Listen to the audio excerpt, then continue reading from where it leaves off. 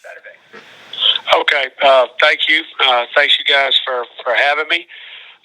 It's obviously been a tough week here in South Carolina for us.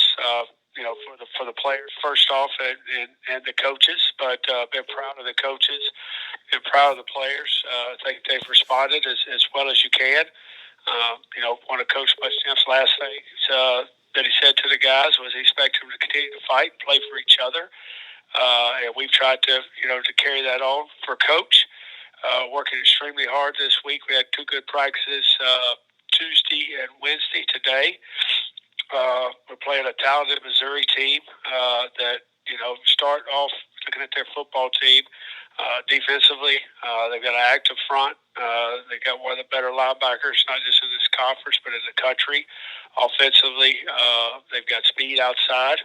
They do a good job of running the ball with stretch game and counter game and mix enough quarterback run in to really, really keep you honest.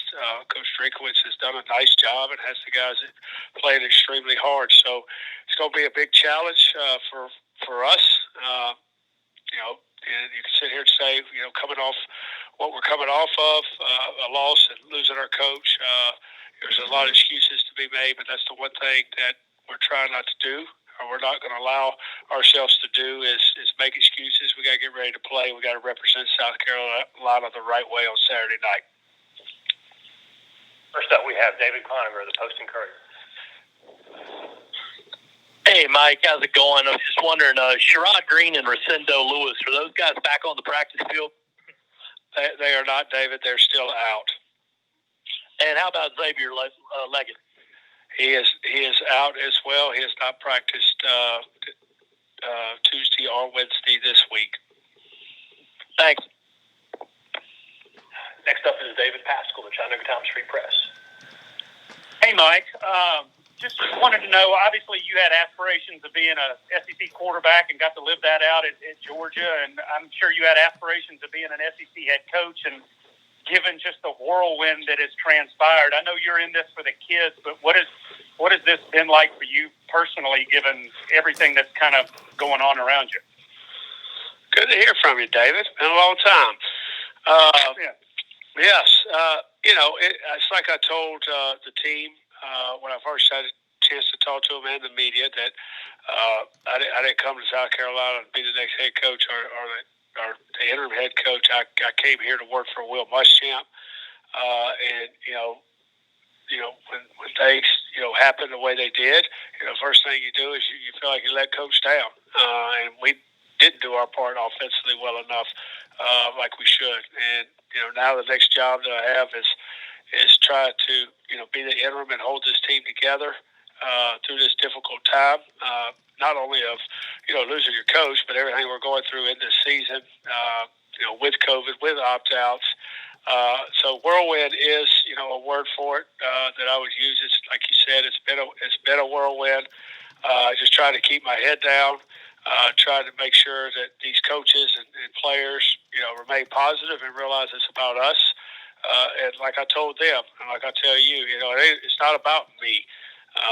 It's not about one individual coach. It's about us, the football team, and that's all I'm focused on right now. Yeah, obviously this time last year you were a head coach. This time last week you were an offensive coordinator. What is the biggest difference in a typical week for you with those two roles? How are they different? Well, the biggest thing is the media obligation is number one. I've had two press conferences and another phone call, and it's not too much time consuming, but it takes you out of the meeting room with the offensive staff, because I'm still heavily involved with the offensive staff. So delegating more duties to the assistant coaches offensively, and then the other thing is having to spend time with the defensive staff and then the special teams coordinator, planning practices, getting the practice schedule together. Normally I'm walking in the staff meeting after spending the whole day after practice, with our offensive coaches. I walk in at Muschamp, hands us to plan. Now I've got to, have the immediate obligations, and I've got to get the plan of what the next day looks like. I've got to, talk to the whole team, not just the offense. So it's team oriented. It's making sure everybody's on the same page from, up here in the football offices down to the weight room, to the training room, to the players in the locker room. Thanks, Mike.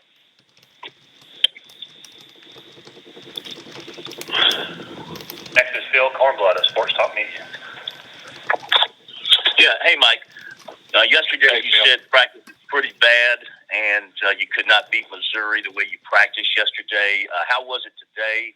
Could you beat Missouri if you played today? And any more opt-outs today? Anybody not show up for practice? Okay, first, the last question. No opt-outs. I felt like yesterday everybody had made their decision and they were all in. And like I said yesterday, anything can happen in this day and time. But everybody was here today. Today was a much more spirited practice. Guys were running around. I thought it was a good practice, and I still don't think we could beat Missouri today. That's why we've got Thursday, Friday, and still some of Saturday to continue to get ready. That's what I told those guys. That's part of getting ready for the week. It was a better practice today, but we got to take care of ourselves. We got to take care of our bodies, do the right things off the field. Tomorrow will be more of a mental walkthrough. Try to get our back a little bit back physically and mentally. It's been a emotionally draining year mentally. It's been trying physically because we started practice back in July 13th. So just trying to give them a break, but they got to be mature about that break and handle it the right way and have a solid mental practice tomorrow. Thank you. Yep. Next is Steve Moulton, WZZN. Hey, Coach. Appreciate the time. I am curious if you maybe reached out to maybe a coach or two about being an interim head coach. Probably the most extreme example would be Dabo there at Clemson of what he's kind of built there. But it started out as an interim. Have you reached out to any other coaches about, you mentioned bringing the team together in this type of situation? It's a good question. I haven't reached out to any other coaches that I believe started out as interim head coaches. I have talked to a lot of guys that are friends of mine in this coaching profession about kind of what they've been going through this year. The challenges they faced. Dealing with opt-outs and COVID and it's just a different year mentally for these kids. And then guys that had coaches that have coached me have reached out, and I've talked to them and offered some suggestions.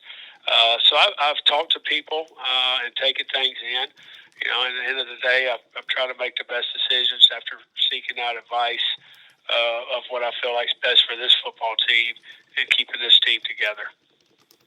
Do you feel, because Coach Drankowitz mentioned yesterday in his press conference, they only have 56 scholarship players heading into this weekend. Do you think this game will be played this weekend, Coach?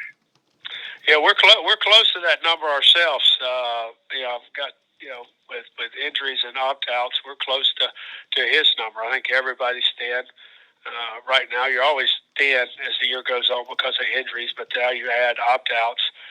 It causes some concern for you as a coach, getting guys ready to play. Because guys get thin, you got less guys to practice. Guys are having to take more reps, and it's a lot more strain on their bodies than they're used to. You might have enough to play, but sometimes you don't have enough to practice, and that causes a lot of extra strain on these kids' bodies. So we had our, I think we're good from our last COVID test. We'll have another one tomorrow, and we'll see. I think it's all going to come down to, the numbers that you have available after your last test, and then the SEC makes a call. So I don't know if it's in my hands or Coach Drinkwitz's hands, whether we play or not. If you get below that number or you get close to that number, I guess the SEC office has to make a call, but it's a call that we don't make. Thanks, Coach. Yep. Coach Bobo, thanks for your time today. Okay, thank you.